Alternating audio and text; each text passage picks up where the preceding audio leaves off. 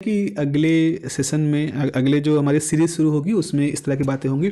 और दूसरा इलेक्ट्रॉनिक्स की जो सीरीज़ है उसको भी मैं कंटिन्यू करूँगा। अब छुट्टियाँ हुई हैं तो कुछ समय मिलेगा एक आध हफ्ते का, तो उसमें हम फिर लग करके कुछ बनाएंगे आप लोग के लिए। हेलो प्यारो, स्क्रीन पर आपके सामने एक क्वेश्चन है। ये जो आप डायग्राम देख रहे हो बेसिकली एक क्वेश्चन है। क्वेश्चन ये है कि आज से एक साल पहले, आज दिसंबर है, दिसंबर का आखिरी दिन है, और ठीक एक साल पहले दिसंबर 2022 में आप कहाँ थे, आप क्या कर रहे थे इस समय? थोड़ी देर के लिए सोच के देखिए। कई पॉसिबिलिटी हैं। एक तो ये हो सकता है कि हो सकता है आप उस समय 12th में रहे होंगे। मोस्ट प्रोबेबली चांस तो यही है, आप 12th में रहे होंगे और आपने हो सकता है जेई की प्रिपरेशन की हो। तो इस समय बहुत सारे मोटिवेशनल वीडियोस आने शुरू हो गए होंगे। छुट्टियां हो गई हैं विंटर वेकेशन की, तो जेई मेन के एग्ज़ाम की डेटेड तो आपको पहले से मालूम चल गई थी। तो ये हो रहा होगा कि बहुत सारे मोटिवेशनल वीडियोस आपको देख रहे होंगे, स्ट्रैटेजी के वीडियो आप देख रहे होंगे, इस तरह की चीज़ें आप कर रहे होंगे। It's I am not, maybe I am very harsh, क्योंकि अगर आप AKTU में हो इट मीन्स दैट कि आप जेई और NIT को नहीं क्लियर कर पाए हैं। और जस्ट सोचो कि ऐसा क्यों हुआ है। उसमें से आप में से कई लोग होंगे जो ड्रॉप ले चुके होंगे इससे पहले, मतलब आपने 12th पहले किया होगा और आप अपने ड्रॉप ईयर में रहे होंगे और आप इस तरह से जेई का वीडियो देख रहे होंगे। कुछ लोग होते नहीं नहीं सर मैंने जेई वगैरह के पचड़े में पढ़ा ही नहीं, मैं इस समय अपने बोर्ड की तैयारी कर रहा था। ठीक है, आप में से कुछ लोग होंगे जो बोर्ड की तैयारी कर रहे होंगे। अब हुआ क्या कि आज आप दिसंबर 2023 में हो, तो आप जो ये ट्रांजिशन एक साल का हुआ है आपकी लाइफ में, उसमें दो कैटेगरी के लोग होंगे। या तो वो होंगे जो अपनी हालात से संतुष्ट होंगे, खुश होंगे, ऐसी ही प्रक्रिया होगी।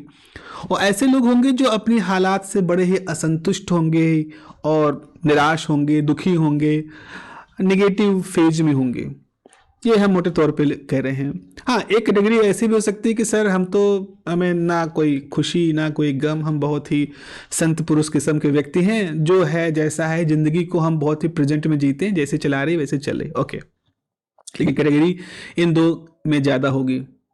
अब अगर आप इस स्थिति में हो तो जरा सोचो कि आपने क्या क्या स्टेप्स लिए थे पिछले साल जिसकी वजह से आप इस साल में हो। मतलब आप चाहे खुश हो चाहे दुखी हो, जो भी हो आपके पास हो, आप जरा सोचिए उसके बारे में। बहुत ज़रूरी होता है, हमें ठहरना होता है। ज़िंदगी में एक बड़ी आपाधापी मची है, बहुत भाग दौड़ है, तमाम तरह के लोग हैं। आज की डेट में तो बात करने वाले, समझाने वाले हमारे जैसे बहुत सारे लोग हैं यूट्यूब पर, जो आपको कुछ ना कुछ नया कंटेंट परोस रहे हैं।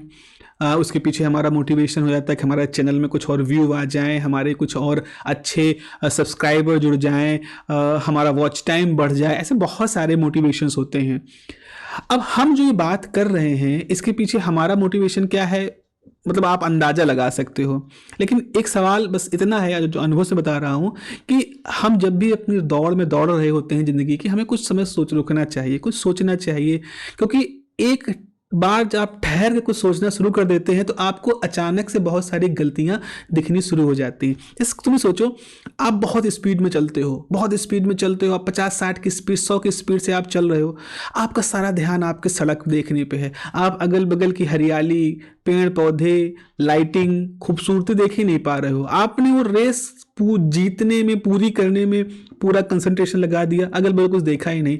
कई बार देखते तो आपको समझ में आता कि जिस रास्ते पे मैं चल रहा था वो रास्ता ही इतना खूबसूरत था। ठीक है, जहाँ तक पहुँचे, फर्स्ट आए, सेकंड आए, थर्ड आए, बट मैंने उस पूरी सीनरी को देखा, मैंने उस एक्सपीरियंस को महसूस किया है।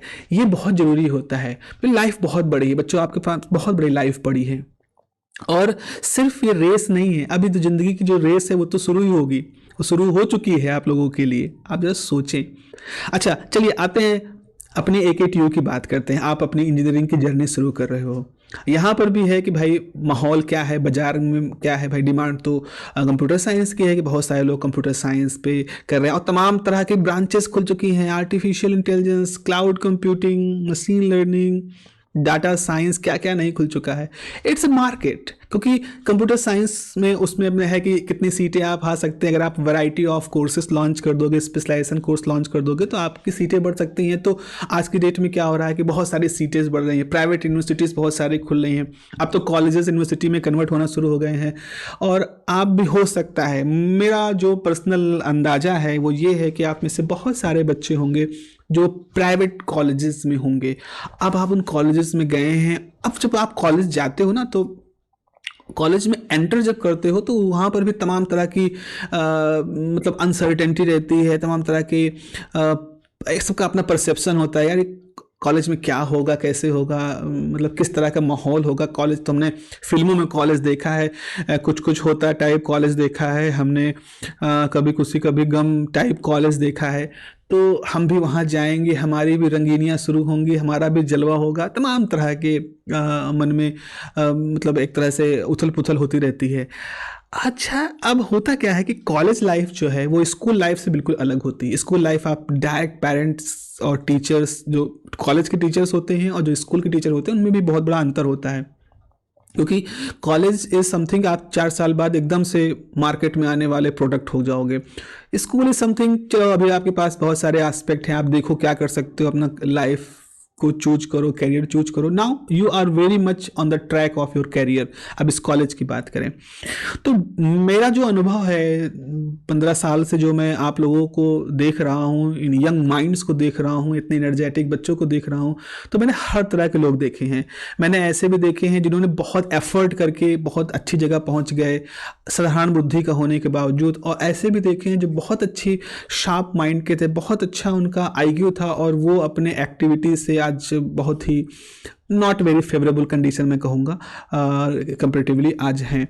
तो ये जो समय होता है ना, ये जो आपकी ऊर्जा का समय है, ये बहुत ही ज़्यादा यूटिलाइज करने वाला समय है, चैनलाइज करने वाला समय है। ये बिल्कुल वो बहता हुआ पानी है कि अगर आप इसको चैनलाइज कर दिया तो आप डैम बना रहे हो, इलेक्ट्रिसिटी बना रहे हो, लेकिन अगर वो चैनलाइज नहीं हुआ और दाएं बाएं बह गया बांध को तोड़ करके, तो बाढ़ ला रहा है, तबाही ला रहा है।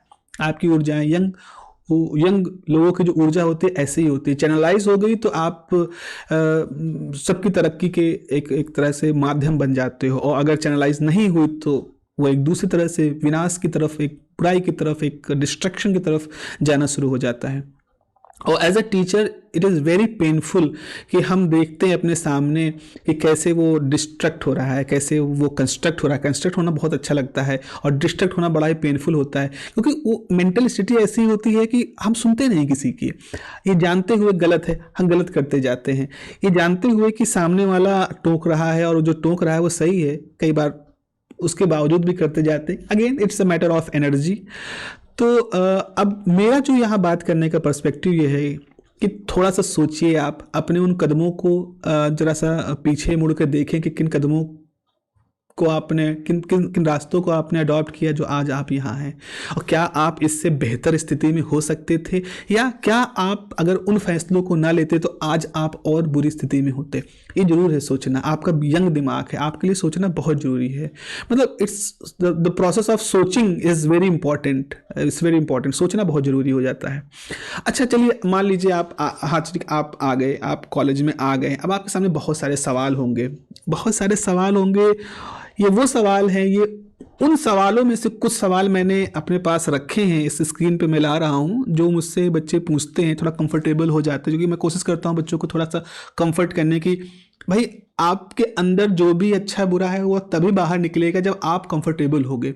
अगर आप अपने आप को पैक रखोगे, किसी के साथ आप बात नहीं करना चाहोगे, खास तौर पर अपने टीचर्स के साथ बात नहीं करना चाहोगे, तो वो हमेशा आपके अंदर वो पैक्ड रहेगा।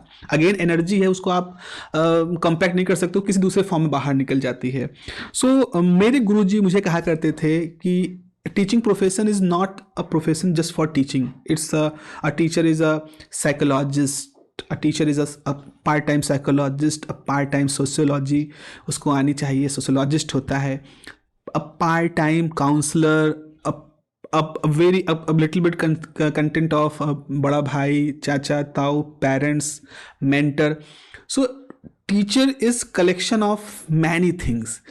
आपको एज अ अपने बच्चे की जैसे बात कर रहे हो उसकी साइकोलॉजी को भी समझना होता है, वो किस सोशोलॉजी उसकी सोशोलॉजी को भी समझना होता है, किस समाज किस परिवेश से आ रहा है उसको समझना होता है। साथ ही साथ उसकी उसकी मेंटल स्टेट क्या है, वो क्या करना चाहता है, किस तरह का उसके अंदर गुबार भरा है, किस तरह का उसके अंदर बातें भरी हैं। आपको सुनना बहुत ज़रूरी होता है, क्योंकि अगर आप ऐसे लोगों को सुन लो ना तो कह के भी बहुत सारी एनर्जी, नेगेटिव एनर्जी निकल जाती है, और वो एक कामने से पीस आ जाता है इन बच्चों में। तो मैं उन्हें उसी वैसे कुछ सवाल जो मेरे सामने आते रहे उनको मैं यहाँ पे ला रहा हूँ, और एक एक करके उनके जवाब को जो जो कुछ ढूंढने की कोशिश करते हैं। First of all, sir how to manage all this, मतलब कुछ नहीं, और पूछते हैं, आप बताओ बेटा कुछ सब ठीक है, सब चल रहा है, सब बढ़िया चल रहा है, कोई प्रॉब्लम तो नहीं? कैसा कुछ मैनेज नहीं हो पा रहा। अब ये मैनेज नहीं हो पा रहा ना, बहुत बड़ा एक तरह से सवाल है। क्या मैनेज नहीं हो पा रहा है? मतलब आपने ऐसे क्या असाइनमेंट ले लिए हैं जो आप मैनेज नहीं कर पा रहे हो? तो अब जैसे उसमें कई कई बच्चे हैं जो ज़्यादा नहीं उस तरह से हैं कि सर बहुत सारे इंटरनल्स हैं, बहुत सारे प्रॉब्लम सेट हमारे पास, हमको बहुत सारा असाइनमेंट दिया जा रहा है, क्लासेस से समझ में नहीं आ रही, लैंग्वेज की प्रॉब्लम है, हॉस्टल में रह रहे हैं तो हॉस्टल की प्रॉब्लम है, जो साथ मिले हैं वो बड़े ही अजीब से लोग हैं, मैं उनके साथ कंफर्टेबल नहीं हूँ, मैं इस तरह के लोगों के साथ मैंने इस तरह की भाषा वाले बोलने वाले लोगों के साथ मैं कभी रहा नहीं हूँ, मेरे पेरेंट्स जान जाएँ ये चीज़ तो वो मुझे 2 दिन में हॉस्टल से निकाला। ऐसे बहुत सारी चीज़ें होती हैं, तो ये मैनेज नहीं हो पा रहा। लेकिन बच्चा दोस्तों, तो ये सरेंडर करने की जो टेंडेंसी है ना, यही प्रॉब्लमैटिक है। मैनेज आपको, मतलब आप इस तरह से क्यों सोच रहे हो कि चीज़ें मतलब मैनेज हो जाती हैं? You have to put your efforts, आपको करना पड़ेगा। हम सब ने किया है।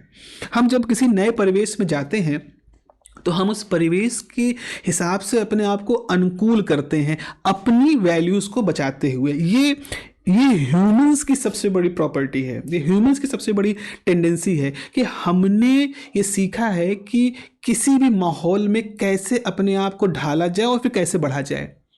आपको क्या लगता है कि हम ह्यूमंस, अगर हम पूरी अपनी इवोल्यूशन को देखें तो हमारे लिए पूरा इवॉल्व होना बड़ा आसान था? अगर हम सोचें कि हम जब आदिवासी स्थिति से रहे होंगे, मतलब हम इवोल्यूशन की बात करें, बायोलॉजी की बात कर रहे हैं, वहाँ से आज हम यहाँ तक डेवलप होकर के आए हैं, तो ये बड़ा आसान था? नहीं।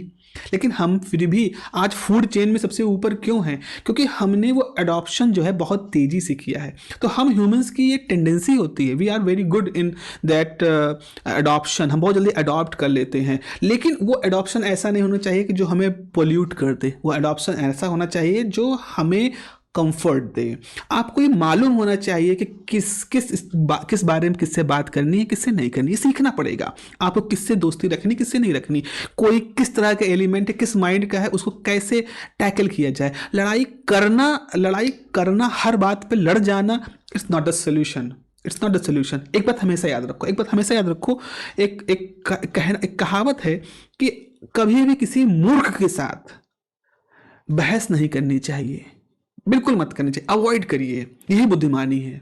क्योंकि जब आप किसी मूर्ख के साथ बहस कर रहे होंगे ना, तो एक तीसरा व्यक्ति समझ ही नहीं पाएगा कि इन दोनों मूर्ख कौन है। This is fact. और जरूरत नहीं है आपको किसी मूर्ख को, क्योंकि मूर्ख है, वो लो आईक्यू का है, वो आपके लेवल का नहीं है, तो आप उसको क्या समझा पाओगे? वो समझने के तैयार है, उसके अंदर वो कैपेसिटी ही नहीं है। आपकी बातें वो समझ ही नहीं पाएगा, तो क्यों एनर्जी वेस्ट करो ऐसे में?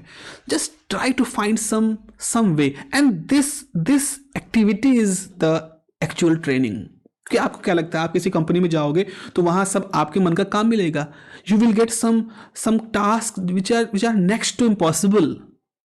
आपको करना होगा। आपको कह रहे ये तो हो ही नहीं सकता साहब, ये क्या आपने दे दिया, आपको दिमाग नहीं है? नहीं, you have to do it, because that parameter gives you कि एक नंबर मिलेगा आप कहाँ जा सकते हो।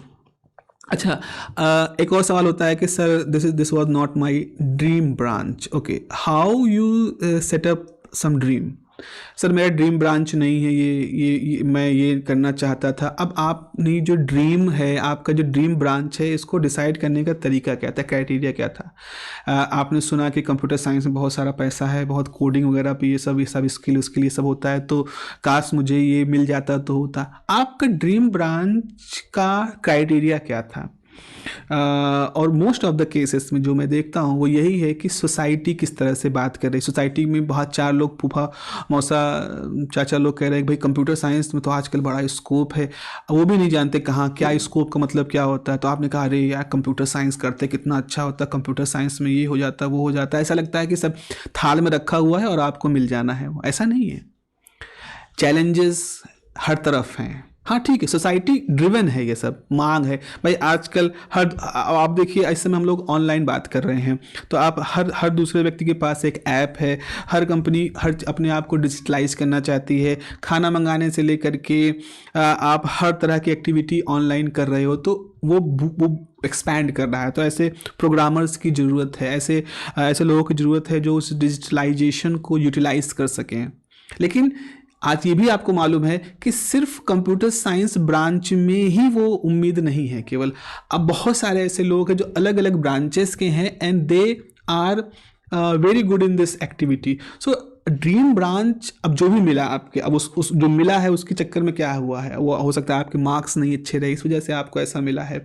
मोस्टली वही चांस होता है, या आप उतनी फ़ी नहीं पे कर पाए हो, इसलिए आपको वो ब्रांच आपकी ड्रीम ब्रांच नहीं मिली है। यही सारे कारण होंगे। और क्या कारण होंगे ड्रीम ब्रांच के? कोई बात नहीं, ड्रीम मत छोड़ो। आपका सपना ब्रांच से सीमित नहीं होना चाहिए। आपका सपना जो है वो सिर्फ ब्रांच मिल जाता तो मेरा सपना था, आपके सपने बड़े होने। इसलिए प्रोफेसर अब्दुल कलाम जी जो हमारे राष्ट्रपति थे पूर्व, वो कहते थे और बहुत लोगों ने कहा है कि हमारे सपने बड़े होने चाहिए, हमारे सपने विस्तृत होने चाहिए, हमारे सपनों में जगह होनी चाहिए, हम जिसको चीज़ों को शामिल कर सकें। संकीर्णता नहीं होनी चाहिए, नैरोनेस नहीं होनी चाहिए, जस्ट नहीं हमें इतना ही मिलेगा नहीं तो हम इसको ना मानेंगे, ऐसा नहीं होना चाहिए। इतना हार्श हमें खुद के प्रति नहीं होना, इतनी ज़्यादा हम अपने आप और बेरहम नहीं हो सकते हैं। सो ड्रीम शुड बी मतलब एक्सटेंडेड होने चाहिए। और आप देखिए आपकी ड्रीम ब्रांच लिमिटेड ना हो। अच्छा, वही इसी का कहता है sir I don't like my college, okay, I don't like my branch, I don't like my place, I don't like my parents, I don't like my food, I don't like my मतलब friends. शिकायत ही शिकायत और शिकायतें, और इतनी सारी शिकायतें। तो क्यों? सोचो क्यों तुम आज इस स्थिति में हो? क्या गलतियां की थी जो तुमको आज इस तरह का कॉलेज, इस तरह का ब्रांच, इस तरह की जगह, इस तरह के दोस्त, इस तरह के लोग मिल रहे हैं? किसी कारण से तो हुआ होगा ना, क्योंकि तुमने अपने सपनों को बड़ा नैरो कर रखा था, या कुछ ऐसा सोच रखा था अपने बारे में। अगर आज आप उन शिकायतों में पड़ रहे हो, वो भविष्य में ऐसा किया होता तो कर लेता, उस चक्कर में आपने अपना वर्तमान भी अब खराब कर रहे हो। अगेन अडॉप्ट करो चीज़ों को, और अडॉप्ट करो उसको अपने हिसाब से, उसमें अपनी वैल्यूज़ मत खो। ऐसा नहीं है कि गांजा फूकने वाले किसी पार्टनर के साथ मिलके तो आप भी गांजा फूकना शुरू कर दोगे। No, just avoid that person. वो दे रहा है just politely and just don't spend so much time with that person. आप किसी कोने में चले जाओ, पढ़ रहे हो या इस तरह है उस तरह चले जाओ, आप लाइब्रेरी में ज़्यादा समय बिताओ, ऐसा कुछ कर हट जाओ वहाँ से। इस तरह के लोग जो होते हैं ना, वो बहुत ज़्यादा पर्सुएटिव नहीं होते, बहुत स्ट्रांग माइंड के नहीं होते कि वो आपके पीछे पड़े रहेंगे कि इसको भी हमें करवाना है। वो तभी करेंगे जब आपके अंदर वो कमजोरी होगी। जैसे होता है क्या है ना, जैसे शिकार जब करता है कोई मारजार जो जानवर होते हैं, शेर चीता, तो देखते हैं कमज़ोर जो झुंड है, हिरणों का झुंड है, उसमें से जो लंगड़ा के चल रहा है, जो थोड़ा सा कमज़ोर सा दिख रहा है, उसका शिकार करते हैं, क्योंकि उसका शिकार करना आसान होता है। इतनी उनमें क्षमता नहीं होती किसी स्वस्थ हिरण को दौड़ा पाए। एक बबर शेर किसी स्वस्थ हिरण को दौड़ा ही नहीं पाएगा, क्योंकि दुनिया में दूसरा सबसे तेज जानवर है दौड़ने वाला हिरण, जो मतलब इम्पाला वगैरह होते हैं इस तरह के। तो ये कमज़ोर लोग होते हैं, जो शिकारी होते हैं, जो इस तरह के लोग होते हैं, ये भी कमज़ोर होते हैं, इनमें भी कुछ कमज़ोरियाँ होती हैं। और वो बस उनमें एक ताकत होती है कि वो कमज़ोर लोगों को पहचानना शुरू, उनके अंदर एक इंट्यूशन होता है, समझ होती है। तो आप कमज़ोर मत बने। अगर आप कमज़ोर नहीं हैं तो कोई भी व्यक्ति आपको ज़बरदस्ती गांजा, कोई भी ज़बरदस्ती आपको गलत रास्ते पे नहीं ले जाता। आप गलत रास्ते पे तब तक नहीं जा सकते जब तक आप खुद उस रास्ते को एक्सप्लोर करने की मतलब जो करने की प्रति ना हो, या आप खुद उस रास्ते को जाना ना चाहो, या आप खुद उस चीज़ को सही ना मानते हो। कोई नहीं, ना कोई आपकी बिना आपकी मर्जी से बेइज्जती कर सकता है और ना कोई बिना आपकी मर्जी से आपको गलत रास्ते पे ले जा सकता है। तो अगर आप किसी गलत रास्ते पे हो तो इसके लिए आप ही मुख्य रूप से जिम्मेदार हो।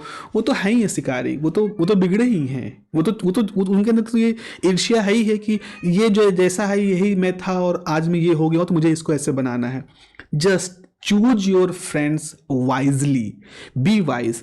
एंड ओके सर, मैं कैसे चूज करूँ? Talk to your parents, talk to your senior, मतलब talk to your mentor, someone जिसके साथ आप कंफर्टेबल हो, जिसको आप अपने दिल की बात बता सकते हो। नहीं है तो कोई ढूंढ लो, ऐसा होगा। पेरेंट्स होते हैं भाई, ये इसीलिए बनाए गए हैं, ये दो प्राणी जो ईश्वर ने अपना रूप हमको दे दिया है ना, वो इसीलिए होते हैं। एक बार उनसे बैठो तो मेरे पिताजी तो बहुत टफ हैं, बहुत ही हार्श हैं। नहीं, वो हार्श नहीं है, वो दुखी हैं, वो चिंतित हैं, वो चाहते हैं कि थोड़ा सा मैं रफ हो जाऊँ ना तो ये थोड़ा सही रास्ते पे आ जाए। They are not the bad people, they are the nicest people on this earth. एक बार उनसे बैठो तो पापा बहुत प्रॉब्लम है, मैं समझ नहीं पा रहा हूँ क्या करूँ, उस तरह करूँ। He will give you the best possible solution. Mother के साथ, माँ के साथ बैठो, she will give you the best possible the touch medicine. They are most powerful people. अगर आप वो आपके हाथ टच कर देंगे ना, आपके बहुत सारे दुख दर्द आ जाएंगे। बांटो तो थोड़ा सा उनके साथ। चलिए, अब वही बात है, हम कॉलेज लाइफ है, अब हम स्वच्छंद हो चुके हैं, फ्री हो चुके हैं। अब हम मज़ा करेंगे, अब हम मोहब्बतें करेंगे, मोहब्बतें मूवी जैसा करेंगे, हम गर्लफ्रेंड ढूंढेंगे, स्टेटस बनाएंगे, हम घूमेंगे, हम तमाम तरह की एक्टिविटीज़ करेंगे। इन सारी लिस्ट में स्टडी कहाँ आ जाती है? पीछे चली जाती है। जिसको आगे होना चाहिए, जिसके लिए इतना पैसा खर्च करके आए हो, वो पीछे चली जाती है। ठीक है, ये सब कुछ करना है, ठीक है। आप फोर्सफुली मोहब्बतें कर सकते हो, आप फोर्सफुली किसी के साथ जो है अटैच हो सकते हो, मतलब you are the superman, you are the super human. तो लेकिन मेन लक्ष्य आपका यहाँ होना चाहिए, स्टडी पे होना चाहिए। Study is not just a very narrow kind of thing. you need to learn how to manage yourself. कैसे अपने आप को कंपोज करना है, कैसे अपने आप को एक रास्ते पर लुढ़काते रहना है, रोल करते रहना है, धीरे धीरे रोल करते रहना है। बहुत पेस नहीं चाहिए जिंदगी में, बहुत पेस नहीं चाहिए जिंदगी के लिए। ये रेस है ही नहीं, जिंदगी रेस का नाम ही नहीं है। लाइफ इज मतलब एक पीसफुल एक्टिविटी है, ये एक पूरा इवेंट है जो ईश्वर ने हमें दिया है कि चलो इस समय से लेकर के इस समय तक we have our own time, you can say. Maybe I am not very scientific, not sounding very scientific, but जैसे होता नहीं कि भाई ऐसा है कि आपके पास आप किसी पार्टी में आए हो तो आपके पास सुबह 9 बजे से लेकर के दोपहर 3 बजे तक का समय है और आपको इसमें अपना पार्टी एंजॉय कर लो। जैसे एग्जाम जाते हो कि भाई 9 बजे से लेकर 12 बजे तक का एग्जाम, इसमें अपना परफॉर्म दे दो। वैसे लाइफ भी है, लाइफ के भी एक स्टार्टिंग टाइम अगर डिसाइड है तो एक एंड टाइम भी है डिसाइड। वो सबका छोटा बड़ा होता रहता है, but that is well defined. You don't know the end time, possible you don't know the end time. So and you don't know the end time, it means that maybe it is the next day, maybe it is the next day। जब मैं video बना रहा हूँ, I don't know अगली सुबह को क्या होना है, मतलब it's very uncertain kind of thing. हाँ, हम अंदाजा लगा सकते हैं कि हम सुबह उठेंगे और फिर से अपने काम में लगेंगे, but we are not very sure about it. This is how the life is working. So आपको उसको बहुत ही सिस्टमैटिक तरीके से जीना है, बहुत ही सिस्टमैटिक तरीके से आपको उसको फॉलो करना है। तो आपकी स्टडी का मतलब सिर्फ नहीं कि आपको डिफरेंशियल इक्वेशन सीखनी है, आपको ये सब सीखना है, आपको ये सब भी देखना है कि how the life is behaving. एक पर्टिकुलर व्यक्ति, every human is a matter of study, every human is a matter of study। कोई व्यक्ति गाली दे रहा है, आपको ही दे रहा है, किसी और को दे रहा है, just try to analyse that person, ये ऐसा क्यों कर रहा है। कुछ सवालों से उसको उसके इर्द गिर्द लगा दोगे, आपस लगा दो कुछ सवाल उसके इर्द गिर्द, ये ऐसा क्यों कर रहा है, क्या कारण, इसका बचपन कैसा रहा होगा, इसको इस तरह की दिक्कत क्या हुई है, क्या इसमें क्या दिक्कत है, इस पूरी एक्टिविटी का कारण क्या है। When you start to do these things, your mind will start to develop. आपको वो सवाल हर तरफ दिखने शुरू हो जाएंगे। ये इसको हम डिफ्रेंशिएट कर रहे हैं, इसको हम डिफ्रेंशिएट ये क्यों कर रहे हैं, ऐसा कर देंगे तो ये टर्म आएगा, अच्छा ये क्यों होगा, अच्छा इतना करने के बाद क्या हम यहाँ से देख सकते हैं रिजल्ट क्या आएगा। हाँ, इस तरह से आपकी एनालिसिस करनी शुरू कर देनी चाहिए। तो आपको अपने आप को डेवलप करवाना है, ये बहुत अच्छा मौका है आपके पास। अच्छा, एक सवाल, अरे भाई ये सवाल तो मतलब ऐसा है ना जिसका तो मतलब कोई तोड़ ही नहीं है। सर क्या जॉब लगेगी, कितना पैकेज मिलेगा?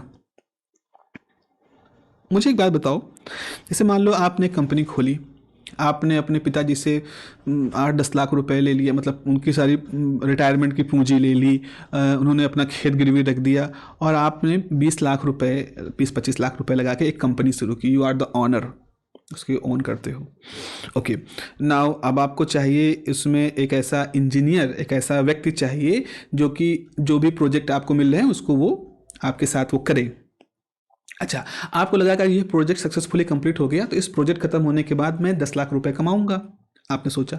और फिर इस प्रोजेक्ट के सक्सेस के बेस पर मुझे अगली बार एक और बड़ा प्रोजेक्ट मिलेगा, उसमें 50 लाख रुपए कमाऊंगा। फिर उसको सक्सेसफुली कंप्लीट करने के बाद मुझे 1 करोड़ का प्रोजेक्ट मिलेगा, मैं उससे और पैसा कमाऊंगा।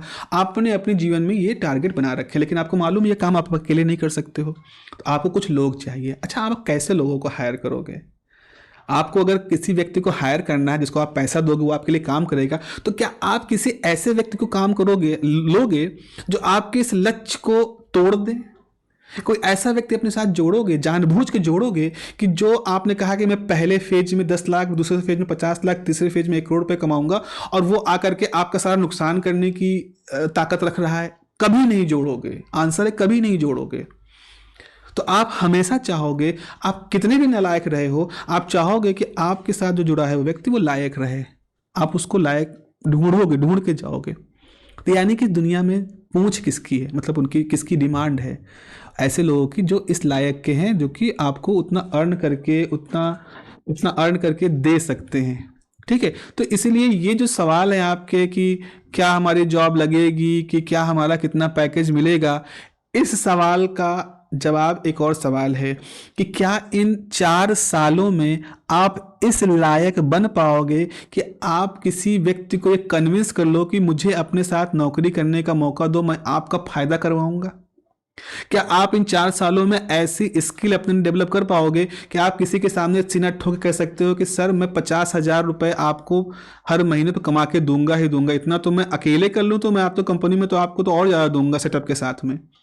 अगर आपने ये दावा कर दिया तो अगर आप उसको 50,000 रुपए कमा के दे रहे हो तो आप उससे 40,000 का तकाजा कर सकते हो कि साहब ताल से हमको दे दो, अगर हम फ्रीलांस में करेंगे तो हम 50,000 रुपए कमा लेंगे। हाँ, यहाँ सेटअप आपके पास है, हम आपके लिए और करेंगे। वो भी सोचेगा हाँ सही बात है, ये बंदा 50 हमको कमा के दे रहा है, चलो 10 रखते हैं अपने पास और इसको अपने साथ जोड़े रखते हैं, है ना। ये कल को जब मैं बड़ी छलांग में जाऊंगा तो ये व्यक्ति, ये जो इंसान है, ये मेरा मुझे उस समय और सपोर्ट करेगा। यही पैकेज, सारे पैकेज का सारा फंडा यही है। कंपनियां किसी को अगर 1 करोड़ रुपए दे रही हैं 1 साल का, तो वो उम्मीद करती हैं कि वो उनको कम से कम 2.5 करोड़ का प्रॉफिट दे। वो अकेला इंसान उसको 2.5 करोड़ का प्रॉफिट दे, तब वो उसमें से 1 करोड़ रुपए उस पर इन्वेस्ट करेंगी। आपको अगर समझ में नहीं आ रहा लॉजिक, तो खुद ही अपनी जगह पर उस कंपनी के मालिक की तरह सोचो।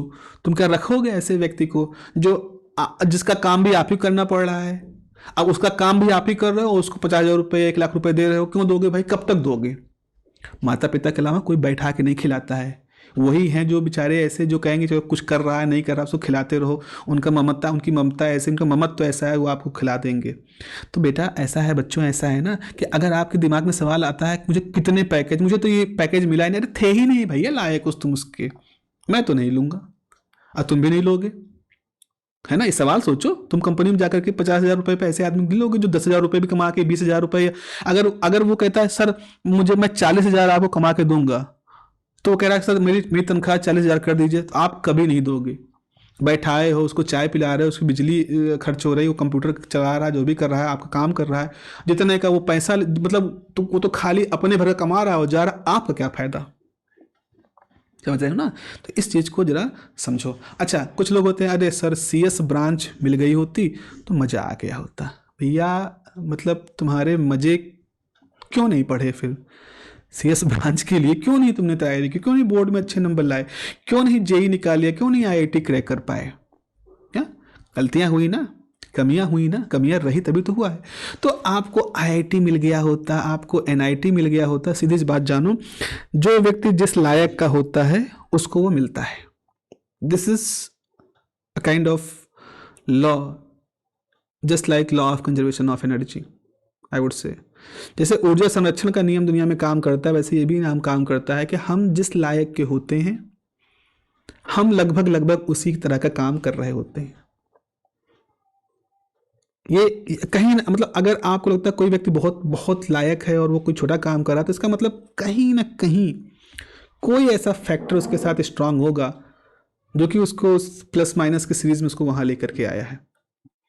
तो इसलिए आप इस मलाल को मत रखो, इसको एज ए मोटिवेशन लो कि अगर मैं इस प्रोफेशन, अगर मैं इस इंस्टीट्यूट के लायक बन जाऊंगा तो मैं यहाँ पहुँच जाऊंगा। सीधी सी बात, सिंपल फंडा, नो एक्स्ट्रा, इसमें कुछ भी कुछ एक्सेसरीज नहीं है। तो जिस दिन तुम IIT के लायक बन जाओगे, IIT तुमको ढूंढ लेगी, तुम IIT पहुंच जाओगे किसी न किसी तरह से। आज तुम बीटेक नहीं कर पाए, कोई बात नहीं, तुम एमटेक तक बन गए लायक तो एमटेक बन जाओगे।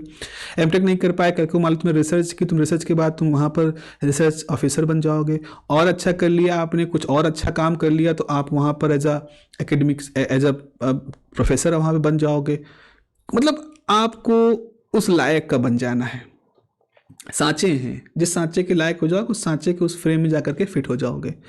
अब सपनों की तो कोई सीमा होती नहीं, कोई टैक्स होता है। बैठे बैठे आप सोचते काश हम IIT में होते, काश हम NIT में होते। तो भैया तुम सोचो, तुम MIT में होते, तुम स्टैनफोर्ड में होते, तुम कैम्ब्रिज में होते, तुम हार्वर्ड में होते, तुम यहीं पर क्यों रुक गए हो? है ना? तो समझो इस बात को, इसको थोड़ा सा एक्सेप्ट करो ना।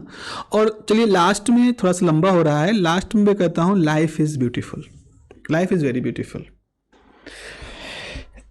और इसकी खूबसूरती को, अब इस खूबसूरती में बहुत सारे लोग होते हैं, हमारे पास बहुत सारे रिश्ते होते हैं, हमारे पास बहुत सारे टास्क होते हैं, हमारे पास बहुत सारे मौके होते हैं जिनको हम मतलब ठीक से नहीं यूटिलाइज कर पाते हैं। सीखने का मौका आपके पास है, आपने उसको गंवा दिया तो फिर कल को फिर पछताओगे, इस दिन के लिए काश इस दिन ये कर लिया होता। तो इसीलिए लाइफ की ब्यूटी को एक्सेप्ट करो, लाइफ जैसी है वैसे एक्सेप्ट करो। आप जिस सिचुएशन में हो उसको एक्सेप्ट करो। देखो बच्चों, देखो सीधी सी बात है, आप अगर यहाँ हो और आपकी सारी एनर्जी इन पीछे की, ये आपका पास्ट है और ये आपका फ्यूचर है। अगर आप इस प्रेजेंट में रह करके अपने पास्ट को कोस रहे हो, ये कर लेते, वो कर लेते, वो कर लेते ना, तो तुम्हारे ऊपर एक ड्रैग फोर्स काम कर रहा है इस तरह से। पास्ट में जा नहीं सकते और फ्यूचर की तरफ जाने वाला जो एफर्ट है उसको तुमने नेगेटिव कर दिया एक तरह से, समझ लो। तो क्या हुआ, रेंगना घिसट घिसट के तुम फ्यूचर की तरफ बढ़ोगे तो है ही है। लेकिन अपनी प्रेजेंट को स्वीकार करो और कहो कि जो गलतियां मैंने की है उसे सीख करके उसे सीखो, उसको कोसो नहीं। जब सीखोगे ना तो ये जो डायरेक्शन है ना, ये एरो की डायरेक्शन पलट जाएगी। Now accept your present, learn from your past and collect the energy to excel in the future. This is the final concluding remark of this lecture. और मुझे ज़रूर बताइएगा अपने कमेंट्स में कि क्या आप इन बातों से सहमत हैं, या अगर आप, ज़रूरी नहीं, मैं देखो मैं यहाँ पर सिर्फ अपना एक्सपीरियंस साझा कर रहा हूँ, मैं आपको कन्विंस करने के लिए नहीं बैठा हूँ। मैं कभी भी कन्विंस करने की टेंडेंसी को नहीं फॉलो करता हूँ। मेरा एक्सपीरियंस जो था, जो बच्चों के साथ बात करने का, लाइफ को देखने का, लाइफ को समझा जो है, मैंने सिर्फ वो आपके साथ शेयर किया है। और इसमें से बहुत सारी ऐसी लाइफ के लिए जो चीज़ें हैं जो मैं खुद फॉलो करता हूँ। तो एज अ टीचर मैंने सिर्फ वो चीज़ें आपके साथ, लाइफ की फ़िलासफ़ी का वो हिस्सा शेयर किया है जो कि मैं खुद जिस पे स्ट्रांगली बिलीव करता हूँ। और अगर आपका भी अपना कोई थॉट है तो आप बिल्कुल शेयर करिए मुझसे, आप मुझे कमेंट करें। I would just love to, आप लोग कमेंट को मैं पढ़ना बड़ा अच्छा लगता है मुझे। हमें से बहुत सारे लोग मुझे अप्रिशिएट करते हैं, बहुत अच्छा लगता है।